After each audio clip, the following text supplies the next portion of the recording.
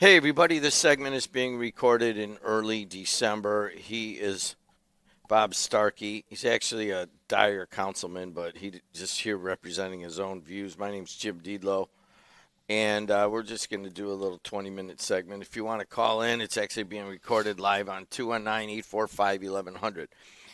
Bob Starkey, a Republican, your party's representatives passed redistricting, which would basically take our first district as kind of a rectangle and make it a banana, which reaches from here to Wabash, Indiana, 2 hours and 43 minutes away from here, just to the center of Wabash, right. Not to the end of Wabash. It's about 3 hours from one end to the other. How do you feel about this? Well, the first thing I will say is when I saw this map come out, your first thought is, of course, if they're going to redistrict, you need to go south and east because there's nothing to the west, so you have to go south and east to pick up the votes you're looking for. Now, what I will say is folks can go to Google, and you can just Google Indiana congressional maps from the last 50 years. And Congressional District 1 has had so many different shapes. It only looks somewhat rectangleish now. I think it was the 80s or the 90s where we had a block here. We had a separation, then another block 30, 40 miles to the east. We've had it go all the way down to, I think... north of Lafayette. Yes. So, I mean, we've had it go all over. So to say that this would be the first time that, we're looking at this map and it looks gerrymandered. It's, there's one... There really is one political thing that elected officials get to do, and that is draw or redraw ward lines for congressional districts, congressional wards, all the way down to your precincts. And so it is a political process. You can debate whether or not you should do it mid-census like we're doing now. I don't see a problem with it, but yeah, I mean it does. It looks like a banana, but there's nowhere you got to go with it. You have to go down, and you have to go east. Well, I mean, if it's for political reasons, right, which is what the representatives are saying, right?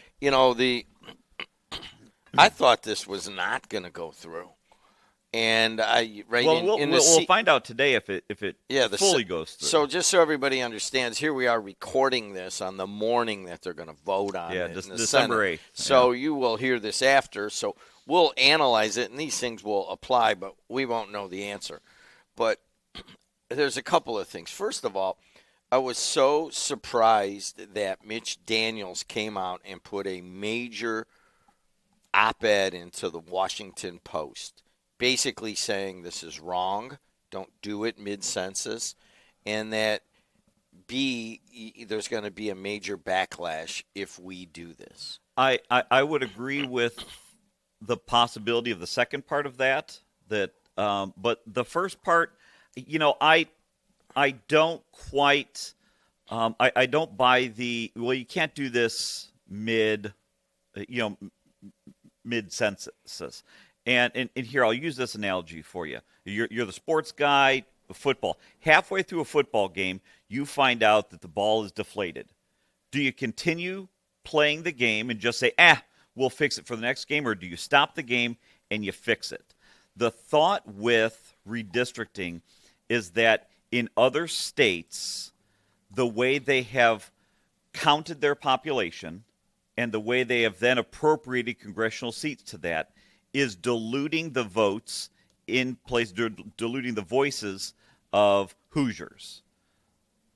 Meaning, you'll have some place like Rhode Island that is sending all Democrat votes there, or all Democrat congressmen, not because the entire state votes Democrat, they vote 35, 36, 37% Republican, but because that's how they've counted their population centers to then award congressional seats, and that's how they've drawn the map. So nationally, the thought is that the voices of Hoosiers are being diluted by other states and the appropriation process. So in my estimation, changing this now is saying, look, the ball's deflated. We're not going to wait until the end of the game, meaning the next census, because I think one of the arguments of Mitch Daniels and some of the other state senators and state representatives was, hey, look, we're going to redraw the maps anyways, and we do that every 10 years, so let's just do that then. And it's like, well, that's a fair point, but I think it's more prudent to, if you see there's an issue, you should fix it. And I think that's what they're doing. Now, whether or not the Senate does that today, it's a much thinner margin in the Senate to do that. I think there was I think Governor Braun if I can pull this up here, Governor Braun was even again making promises to Trump over the weekend that he's got this. But that Senate's going to be tough. Well, there's so much in what you just had to say, but President Trump came out this weekend and he named 3 Indiana senators, 2 of them from right here, who have been swatted. Yeah.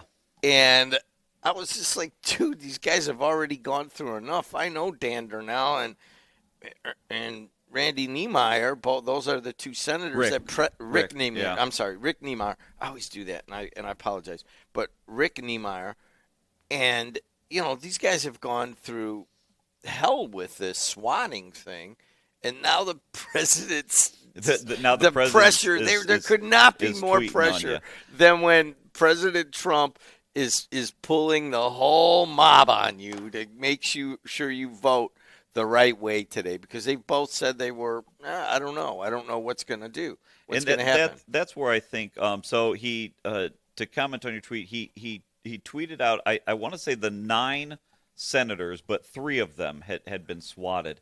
And I spoke with State Senator Dan Durnell for a little bit about a week or so ago, I think after the swatting incident. And I still think, and maybe this is splitting hairs, I do think we need to determine what swatting actually is, because there's a difference between actually being swatted, meaning people come to your house, knock down the door, drag you out, like what happened with, I believe it was Senator Good down in Indianapolis, versus there was a call and law enforcement gets in touch with the person and is able to determine that it's a hoax, and so nobody's busting down doors. Well, what you're doing right now is, I think, what a lot of Republicans have been forced to do, which is kind of say, I may in the back of I don't know where you stand, but I may in the back of my head kind of agree with Daniels, but I can't turn away all of the the MAGA people that are listening right now, honestly, and may call in. And so I think that Indiana Republicans like Julie Altoff and like Hal Slager and like you have to kind of just like walk this tightrope. And it's difficult, because if President Trump is calling for it and he's calling Dan Durnell and Rick Niemeyer out by name on a Sunday night and they've already been swatted, I mean, if you just look at it from a strictly safety for your family, I mean, if they go down there and they vote against this and then it doesn't pass, I mean, what does that do to your family? Honestly, you got to think about that. And look at here. Julie Altoff voted for it. Hal Slager voted for it. I mean, at this point, you probably have more protection for your family by voting yes, because the people that have been coming after this are that. Well, and some of that, you got to think about that. So there's that, but then I also look at you look at someone like a Hal Slager, who now has a primary opponent. You have groups like Turning Point coming in saying, we're going to spend 8 figures primarying everybody who votes no. So how much of it is a safety concern? How much of it is some like electoral preservation, versus, hey, I'm voting yes or no because this is what I believe. Jim Weezer sat in the seat that you're sitting in right now, and I'm like, well, Weezer, what about like Julie Altoff and Hal Slager? If they vote for this, whoever primaries them, they're both kind of close district. They could get Democratic, could come up, and I think Slager I think he changed the district, which was smart. But Well, see, and that that's was a smart where thing. you change the district to make it better for you. I think she said we got 2 callers. All right, we'll get to them in a second. But that is an amazing point. Is when you redistrict, you shore up your district to make it better for you. Well, how then can you vote no? Other than hanging your hat on, I'm going to vote no because it's not the right time. I did it when you're allowed to do it, which is every census. But it is that. And, you're tap dancing right now, like every Republican has to do that right now, because you have a lot of Republicans that are against this, and then you have a lot of Republicans that are for it. Right. And so you got to all right, well, here I realize this, but ultimately I'm for it or whatever. But Weezer said something that was interesting. He said, both Slager and Althoff, both those, doesn't matter how you draw them, there's still possibilities for Democrats. Yeah, they're purple. Districts. They may downstate give them cover and say, hey, you don't have to vote for this because we know that some Democrat will come up and will use this against you over and over. Well, and that's what's going to happen because Althoff Senator and Slager. Senator Donnell is in a very purple district. Dan's worked very hard for a lot of times. This isn't the he's a good, but nobody works harder than him. Dan works very well. I don't even want to say across the aisle. He just works for the people. He does a good job. But he also again, it's not just whether or not it's right or wrong as much as we think it should be. You have to think about all the other implications. So he's thinking about the safety of his family with That's the squatting, number one. electability. And it's he lives in a purple district, and is every mailer for the next 9 months just going to be coming from those the Mervan coffers? Because that was one reason why Republicans never really put someone strong up against Visklosky, because we knew we could never beat Visklosky. But the issue is when those campaign war chests open up, it affects everybody down ballot. And I think that's one of the big things that is going around in places like Lake County, some of the other counties where it's not blood red like in 88 of the 92 counties. It's purple or it's blue. And Republicans really have to think, if we want to continue to represent places, people like Durnell, they've got a lot to weigh. No, that's wrong. I think that in a weird way, the more that people go toward Governor Braun and Trump and the MAGA side, I think it actually strengthens the Republican hold on Indiana, because you could draw these districts where, I don't know, I looked at that thing and I'm like, there's zero chance of now they're going to put up a good fight. Because they are. According to Weezer, he goes, dude, I don't care what people are saying right now. They're all going to fold. And I did not agree with them. And I'm like, what do you mean they're all going to fold? We just read Mitch Daniels' a piece in the Washington Post. He's giving a lot of people cover. He goes, you watch. This is what's going to happen. Yeah. By the way, you can go to the Weezer podcast and listen to it anytime on Apple or Spotify. So in the end, here we are before the vote. What do you think is going to happen today? Dead air. That's what people want to hear on the radio. I think it is going to pass, and I think it's going to be narrow. I mean, first off, there's much fewer senators, and the margin is very slim. I think it's going to pass because I think at the end of the day, there's going to be some folks that vote no. Some of the Republicans, for the purposes of this, I'm going to say we don't really care about the Democrat state senators because they're a foregone no. But it's the 9 or 10 Republican and state two senators. of them are here being called out by President Trump. We're on the eve. This is a historic moment here in terms of how does Indiana send our people to the House? I'm with you on one part of this. It'll be, because not only has he tweeted, but I also know for a fact that these senators have been on several conference calls with the president. So There's enormous pressure on these guys to do this. So I'm with you about one thing. When you're in charge, you're in charge. The Democrats are all like, oh, and even Mitch Daniels is like kind of siding with them on this thing. And I'm like, well, it all makes sense. But in the end, when you're in charge, you're in charge. I mean, you can do whatever the hell you want. And you got to remember that.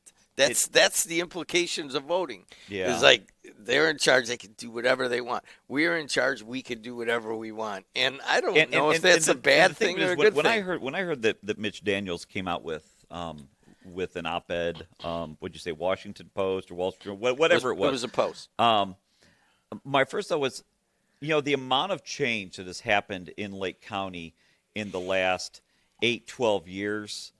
I don't know what weight an op-ed from Mitch Daniels is going to carry with any of the elected officials that are in trouble that now have to worry about this.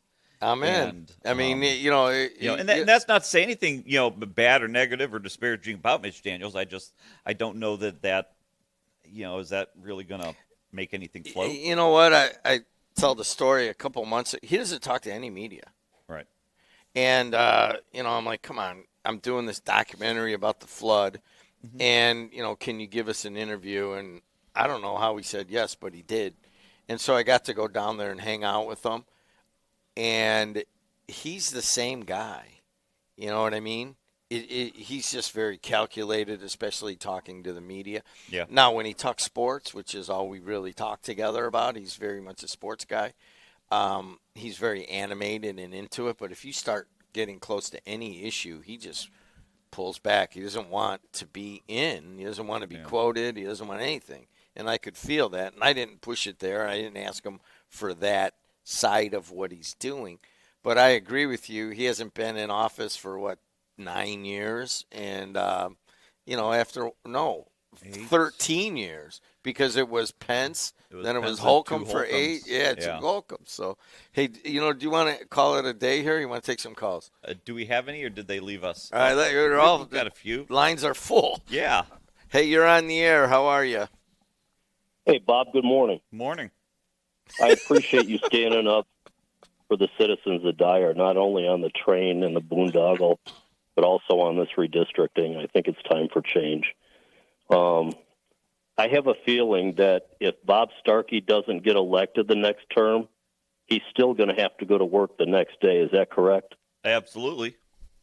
It's easy to be Mitch Daniels when you're fat and happy and to put something out there like that when you're really not going to be hurting should something occur opposite your opinion.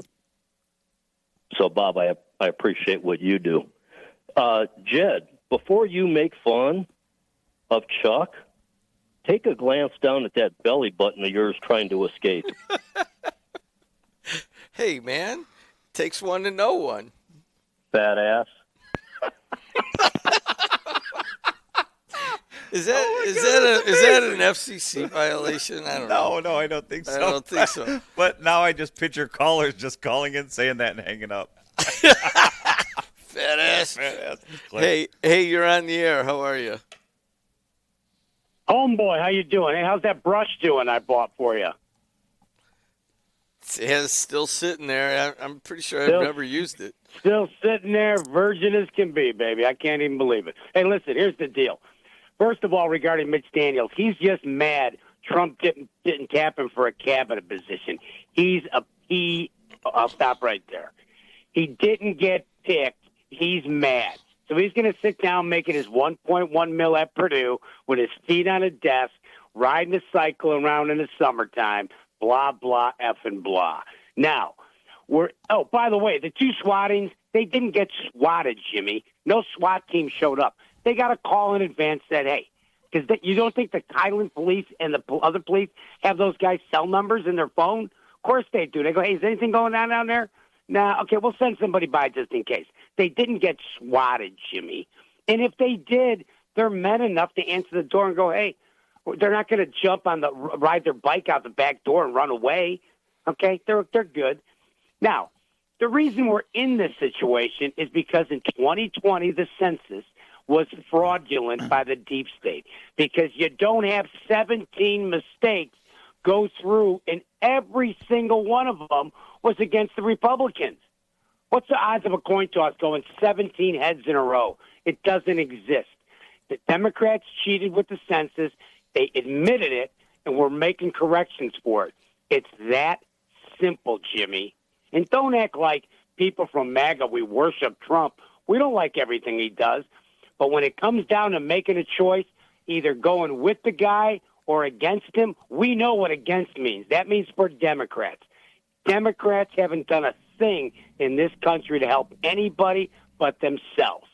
I give you Exhibit A, Somalia, Minnesota. Not working out so well, is it, Jimmy? Hey, I appreciate you are your. I fat, know. I by the appreciate way. your And comments. you Thank are you. fat. Hey, the next caller. I love that as the next caller comes on. I love that between you and Chuck, I am the biggest guy here, and no one's called me fat today. So this has been fantastic. Hey, you're on the air. What are you doing? Well, I'm just thinking about some of the comments made by Bob. And, Bob, you've got a right to your opinion. And I've heard it probably half a dozen times in the last week because they keep replaying the same programs all the time. But what I'm kind of wondering is the Republican Party has been the majority party downstate for at least 20 years. So this is not just the first time that there's been a redistrict or the opportunity to redistrict after the census. So it just kind of makes me wonder, have the Republicans, are they admitting that they've gotten it wrong for the last 20 plus years? Or are they actually just saying now that we want to secure our numbers so badly that we have to incorporate, a quarter of the state? It just seems like that's bad precedent for either party to try to do a redistrict when it's not after the census, like what the past policy has been.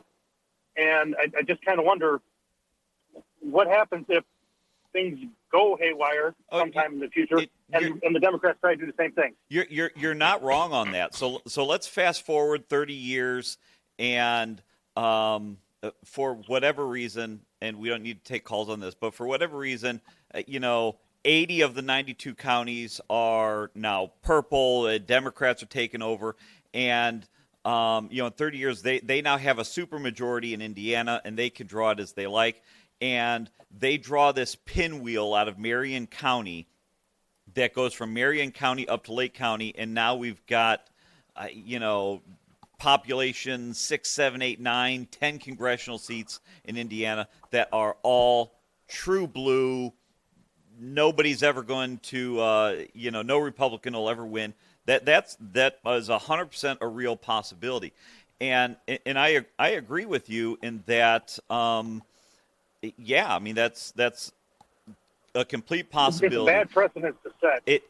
Where I started with the precedent setting was I was with that until I heard, and I just repeated that football analogy. When if you zoom out of Indiana and you look at the country as a whole, and you look at what voices are being represented where, I do think it is a way that that Hoosier voices are being diluted. But here's my point with it: if you're going to fix it or change it or whatever verbiage you want to use, if you're going to redraw those lines in 4 years, well, not 4 years, 5 years, because you'll do it in 30 and then redistrict in 31. What's the difference if you do it then or now when it could impact things now? That would be the argument. But I do agree with you. It when the tables turn, just be prepared for that. But the difference is that the Republicans just approved the districting 4 years ago, and now they're saying because it doesn't suit their need at this particular moment, now they're going to try to do something that is not not common practice, and we can't worry about. The other point is we can't worry about what's going on in the other states because we don't elect the officials in the other states. We elect officials in our state. It's let true. them deal with their issues, just like when the state attorney tried sticking his nose in the business of what was going on with some legislative act in Colorado a couple years ago. Now, that wasn't his business to stick his nose in there either. Right. Here's a point that maybe get me in trouble with some of these Republican circles. They were using all of the states on the East Coast, and I just used one, Rhode Island, where I said, look, Rhode Island has all Democrat congressional, congressmen, but they vote like 40%, 40% Republican. Well, that's not really fair. And so that's part of the Indiana justification. Well, we need to do that. Well, if you look at that, look at how Indiana voted, statewide. It's really like 60-40. Well, only having 2 of the seats be Democrat, well, that's not really fair then, is it? Wait a second. Rhode Island only has 2 seats. Well, there you go. Democrat. What are you talking? They only have 2 representatives. Okay, How can they split it up? Well, you've got Rhode Island. You can go to... No, but I mean, literally, if you have 2 and there's 40% Republican, maybe you get 1 and 1. Well, then maybe you get 1 and 1. And so are you saying that every state that is like majority Republican or majority Democrat should just be one color? No, but that sounds like what you're saying. Well, that's the argument that's being used right now. Well, are you saying that argument? I'll be honest with you, I don't know. Yeah, because, I mean, it is. Honestly, because I think I know who this caller is, and, he's a Democrat and you're a Republican, but from a media standpoint, what's going to happen here is that they're going to draw the banana district, and then they're going to each side – nationally is going to come in here and spend more money than you could ever imagine. The thing that got me last time was I was helping my nephew with his homework. He was in like 7th grade or something. And we're going through the Quizlet thing, and there would be 3 questions, and then there would be Frank Mervan's a loser from Jennifer Ruth Green. And then it would go 3 more, and it would be, Jennifer Ruth Green doesn't even live in this district. And I'm like, I just wanted to do the homework with the kid, and they spent so much money on this. Well, that's what I said about the war chest. I mean, it's going to happen, but your logic is if you're in charge of that state, you should have all your people that color. Well, and that's what you're saying. And that's how it was set up on the Senate side until we had the 17th Amendment. The states decided who to send. I know how that goes in the past, but I think that how do you feel about that? You're a Democrat. I mean, should Virginia, I think, is thinking of doing this, and they're going to offset everything that your side's trying to do. I mean, how do you feel, caller? This is a counterbalance to California, so if everybody does that, that's what's going to happen. And I think California did it because Texas did. What do you think, caller? Every state should be its majority color. No, I think that the way it's going as far as the districting goes, it's just wrong because now you're going to get. I mean, at least California, from what I understand, they went to the people to find out about redistricting rather than just going ahead and toting the water for the party lines and trying to appease the guy in the front office. If you look at it, there's a moral issue here too. The people that live, 2 hours east of here don't have the same issues as we do in Whiting or Maryville or Lowell or anything like that. It's just wrong on all kinds of levels. All right. Hey, thanks for your call.